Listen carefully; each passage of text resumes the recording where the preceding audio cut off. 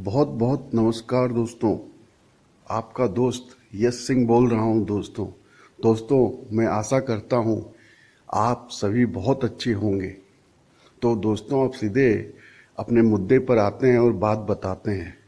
तो दोस्तों आपने जैसे देखा ही है कि राहुल गांधी को गुजरात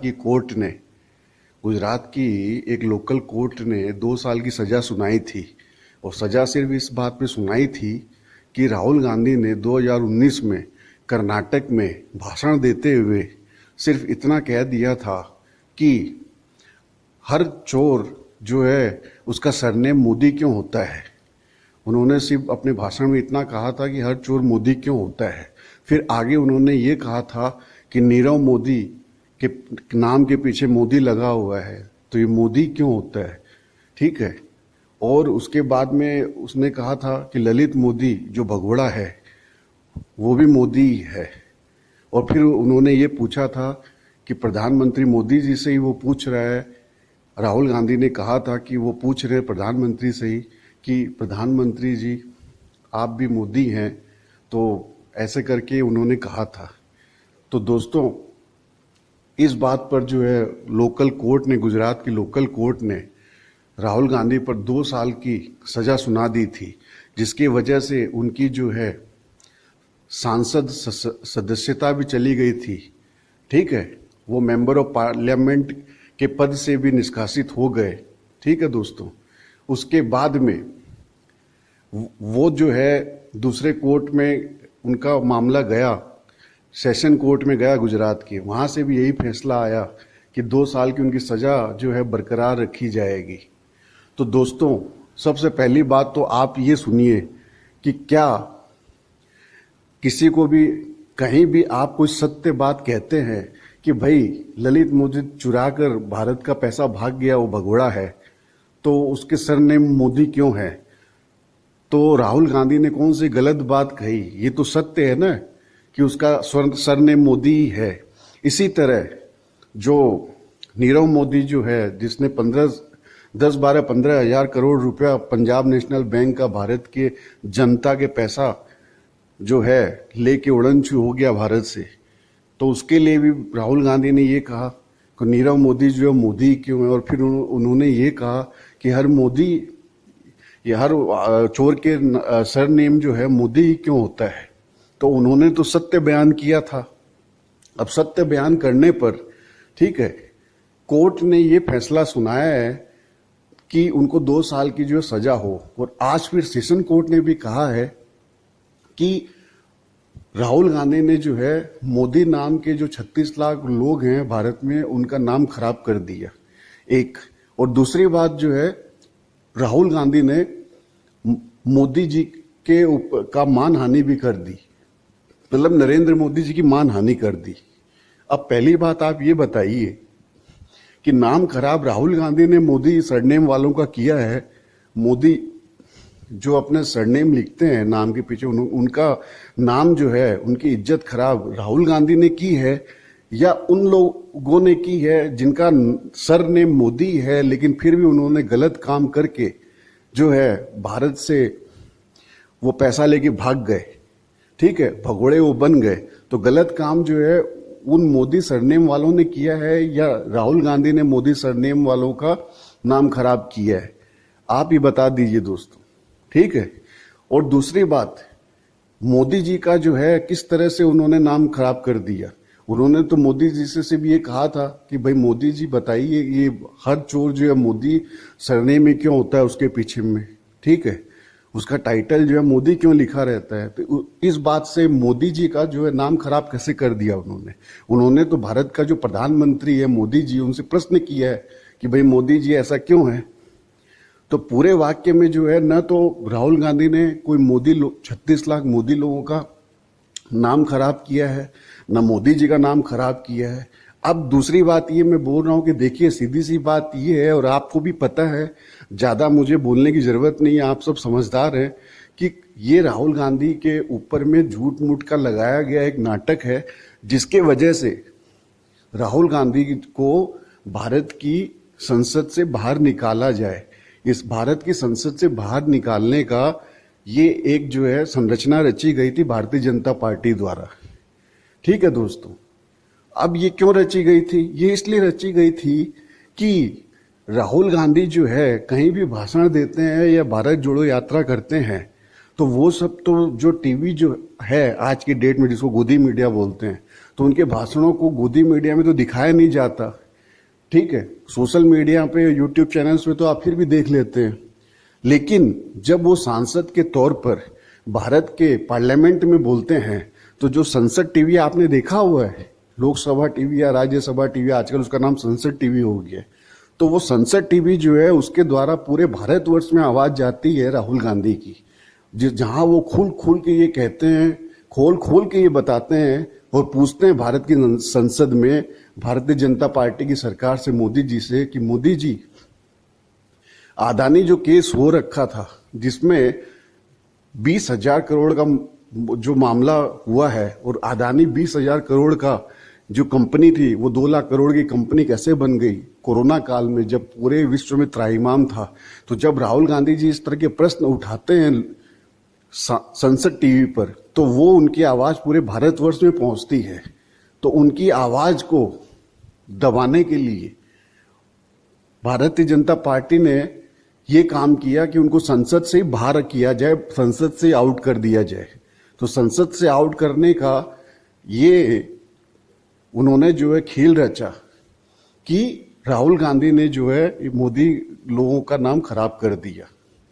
और उसके बाद में जो ये कोर्ट जितनी भी चलती है गुजरात के अंदर में, निचली जितनी भी अदालतें हैं गुजरात में, वो सब की सब भारतीय जनता पार्टी के अंतर्गत चल रही हैं आज के डेट में। मैं ये बात खुल के कह सकता हूं।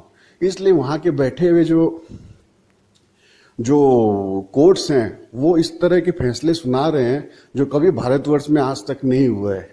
इस तरह के किसी भी केस में, मानहानि के केस में कभी भी किसी को भी 2 साल की सजा नहीं सुनाई गई है, जबकि उस व्यक्ति को तो कभी सुनाई नहीं जा सकती, नहीं गई है जो एक संसद के रूप में एक संवैधानिक पोस्ट में हो जिसके ऊपर में कई कई लाख या करोड़ों जनता का वोट हो, जिनका विश्वास लेकर वो आया हुआ हो संसद में, ऐसे व्यक्ति पर तो कभी नहीं सुनाई गई है। लेकिन राहुल गांधी भी सुनाई गई। क्यों? क्योंकि गुजरात के सारे कोर्ट जो हैं आज भारतीय जनता पार्टी के अंतर्गत काम करते हुए दिखाई देते हैं। और अब राहुल गांधी के मसले में आगे भी सुनिए कि क्या क्या हो सकता है। मैं हाईकोर्ट तक बता देता हूं आपको। सबसे निचली अदालत ने 2 साल की सजा सुनाई, उसके बाद में ये मसला सेशन कोर्ट में गया, जो आज सेशन कोर्ट जो गुजरात की उसने भी यही सजा बरकरार रखी। आगे तक मैं आपको बता देता हूं, ये मसला जाएगा हाईकोर्ट तक, और हाईकोर्ट में भी यही फैसला आने वाला है, हाईकोर्ट द्वारा भी। आप कृपया दोस्तों, मैं जो ये वीडियो रिकॉर्ड कर रहा हूं इसको सेव कर लीजिएगा कहीं भी अपने पास, ठीक है? और जरूर से जब हाईकोर्ट का भी नतीजा आए, गुजरात हाईकोर्ट का जब नतीजा आए, ठीक है, तो मेरी बात याद कर लीजिएगा, गुजरात की हाईकोर्ट तक भी राहुल गांधी के ऊपर में ये 2 साल की सजा बरकरार रखेगी। तब आपको उस दिन प्रूफ मिल जाएगा कि जो मैं ये बात कह रहा हूं कि गुजरात की जितनी भी कोर्ट्स हैं, निचली middle level court, session court और उंचली अदालत यानी कि हाई कोर्ट, वो सारी की सारी आज की डेट में भारतीय जनता पार्टी के अंतर्गत काम करती हुई दिखाई दे रही हैं। उसका प्रूफ आपको उस दिन मिल जाएगा जिस दिन हाई कोर्ट का भी यही फैसला आएगा, जब राहुल गांधी पे 2 साल की सजा बरकरार रखी जाएगी। ठीक है दोस्तों, तो याद करिएगा मुझे जरूर उस दिन। एक बात, और दूसरी और एक बात बता देता हूं, यही मसला जिस दिन सुप्रीम कोर्ट में जाएगा तो सुप्रीम कोर्ट में जाते के साथ में ये मसला निष्कासित हो जाएगा, राहुल गांधी की सदस्यता वापस हो जाएगी। क्योंकि ये मसला कहीं भी नहीं ठहरता है। आपको कानूनी रूप से ही मैं समझा देता हूं।